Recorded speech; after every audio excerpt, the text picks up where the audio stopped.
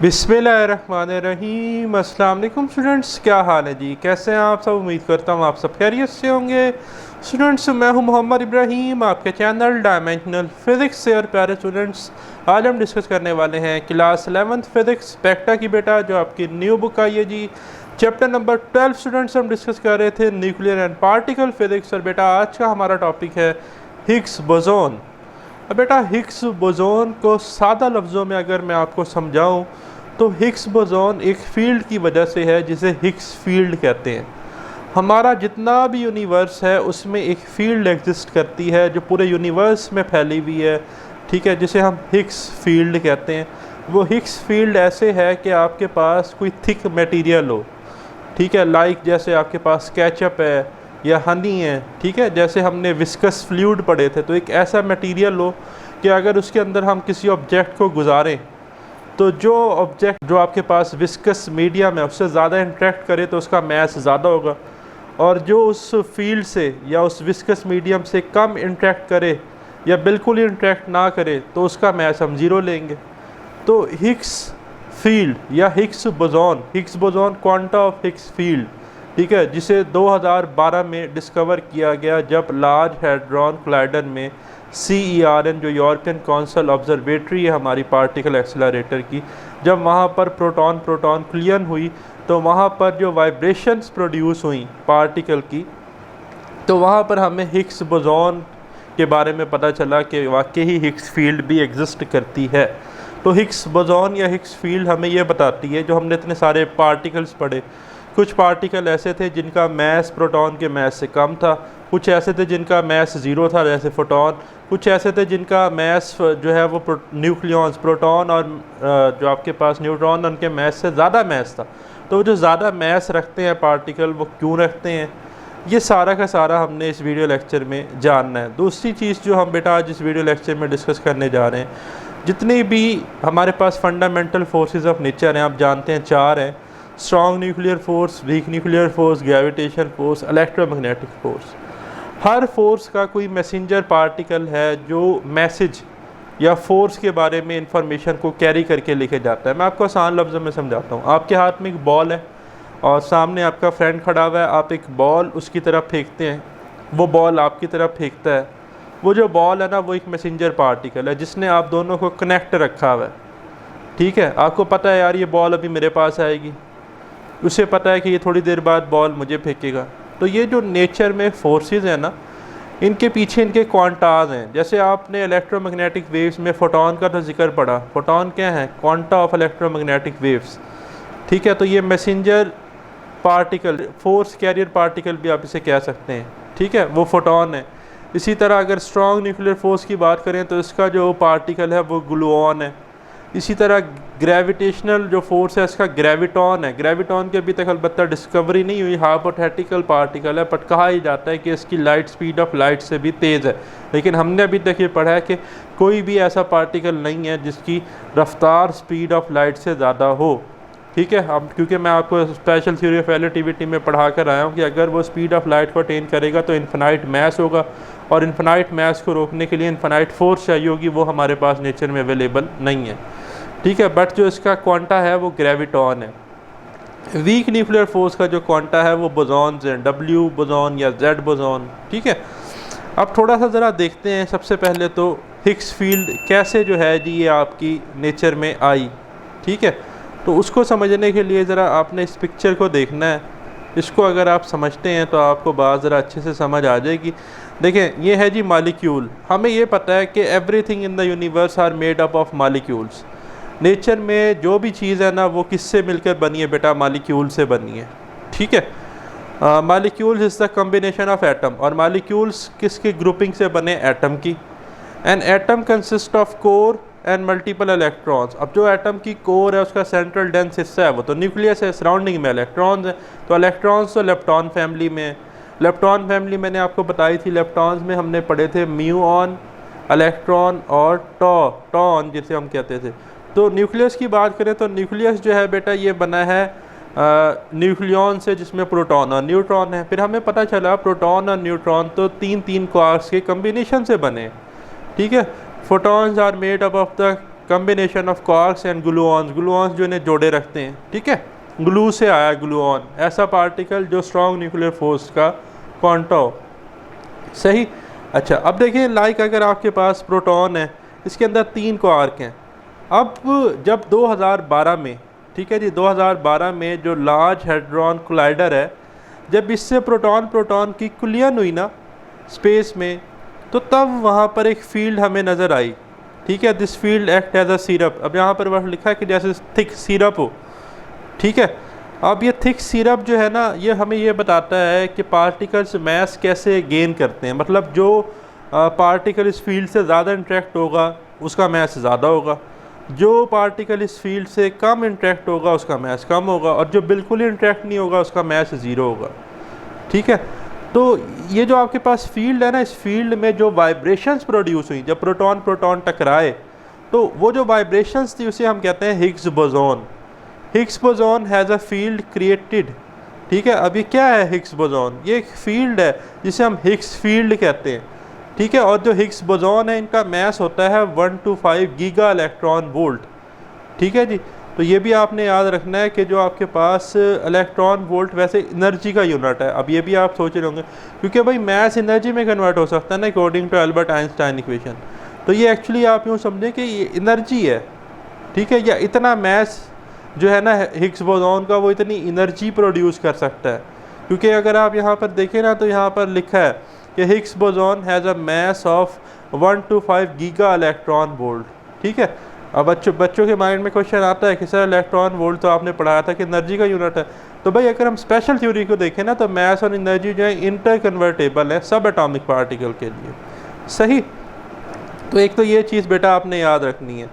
दूसरा अगर आप देखें तो अब इस डायग्राम में, तो ये मैंने आपको क्वांटास के बारे में बता दिया जैसे पहले ही, ठीक है जी। अब बात करें अगर हम इधर बारियॉन्स की, तो प्रोटॉन और न्यूट्रॉन है, स्ट्रॉन्ग न्यूक्लियर फोर्स में ग्लूऑन है। फोटॉन में बात करें लाइट की, ठीक है जी, तो स्पेशली फोटॉन्स हैं। इसी तरह जो है जी ब्लैक होल की, सोलर सिस्टम की बात करें ग्रेविटी की, तो उसका क्वांटा ग्रेविटॉन है। वीक न्यूक्लियर फोर्स की जो बीटा डिके के रिस्पॉन्सिबल है, उसमें बोसॉन है, डब्ल्यू और जेड बोसॉन है। तो ये सारी की सारी बातें ना उसने थ्योरी की फॉर्म में आपकी बुक में लिख दी हैं, तो इसलिए मैंने सारी आपको पहले करवा दी। अब हम इसको यहाँ से सिंपली रीड कर लेंगे। तो मार्क कर लें, लेक्चर एमसीक्यूज और short question point of view से इंपॉर्टेंट है। Fundamental particles are consider to be 6 quarks. कहता है जो फंडामेंटल पार्टिकल्स है ना, एलिमेंट्री पार्टिकल्स कौन से थे? The particles which have no internal structure, ऐसे पार्टिकल जिनका अपना कोई इंटरनल स्ट्रक्चर ना हो, and they are not further indivisible, जिनको हम मज़ीद डिवाइड भी ना कर सकते हो, उन्हें हम कहते थे फंडामेंटल पार्टिकल। तो 6 क्वार्क्स थे, ठीक है जी, जिनको मैंने आपको शॉर्टकट बताया था, यू टेक केयर, ठीक है। अप, टॉप, चार्म, फिर मैंने आपको बताया था बिग स्मॉल डिस्काउंट, ये शॉर्टकट मैंने आपको इससे प्रीवियस वीडियो लेक्चर में बताए थे। तो बॉटम आपके पास जो है, ठीक है जी, और उधर से बिग स्मॉल और उधर से डिस्काउंट, ठीक है जी। तो बॉटम, स्ट्रेंच, ठीक है जी, और डाउन, ये 3 हो गए। तो 3 और 3 6 क्वार्क्स थे, फिर इनके एंटी क्वार्क्स हैं। द 6 लेप्टॉन्स, अब लेप्टॉन्स में भी electron, muon, tauon, electron neutrino, muon neutrino, tauon neutrino, ये 6 थे लेप्टॉन फैमिली के टेबल में हमने पढ़े। एंड द गाज बोसॉन्स, जिन्हें हम हिग्स बोसॉन कहते हैं। अब ये चीज़ आपके सामने नई आई, हिग्स बोसॉन, मैंने आपको बताया कि कैसे बने।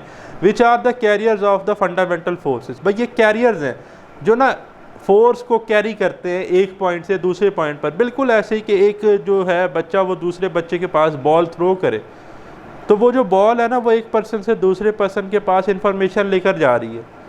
जब वो दूसरा पर्सन पहले के पास बॉल फेंकेगा, तो एक्चुअली उनके दरमियान एक्सचेंज ऑफ बॉल क्या है? Exchange of information. तो वो चार्ज कैरियर है या वो फोर्स कैरियर है एक तरह के, समझ रहे हैं बात। Leptons and quarks interact with each other by sending end receiving boson. अब कहता है जो लेप्टॉन्स और क्वार्क्स है ना, ये आपस में कैसे जुड़े हुए हैं, मतलब एटम बना हुआ है ना, एटम के सराउंडिंग में देखें तो लेप्टॉन्स है, एटम का सेंट्रल डेंस हिस्सा देखें न्यूक्लियस, तो वो क्वार्क से बना है। तो ये एक्चुअली क्या कर रहे हैं, ये आपस में इंटरेक्ट हैं, बोसॉन्स को सेंड भी करते हैं, रिसीव भी करते हैं। तो बोसॉन एक्चुअली आपके पास क्या है? बोसॉन आपके पास क्वांटा है। For example, electromagnetic interaction occurs when the positively charge particle send and receive exchange photon.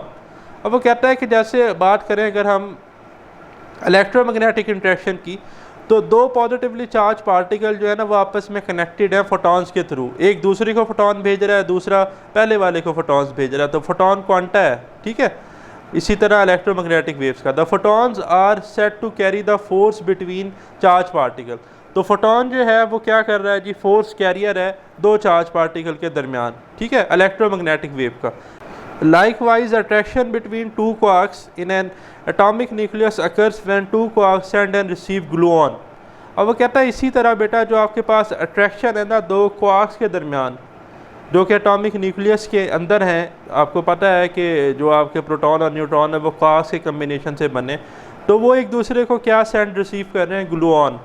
जिस तरह से फोटोन इलेक्ट्रोमैग्नेटिक वेव्स का क्वांटा है, स्ट्रॉन्ग न्यूक्लियर फोर्स का क्वांटा है ग्लूऑन, ठीक है।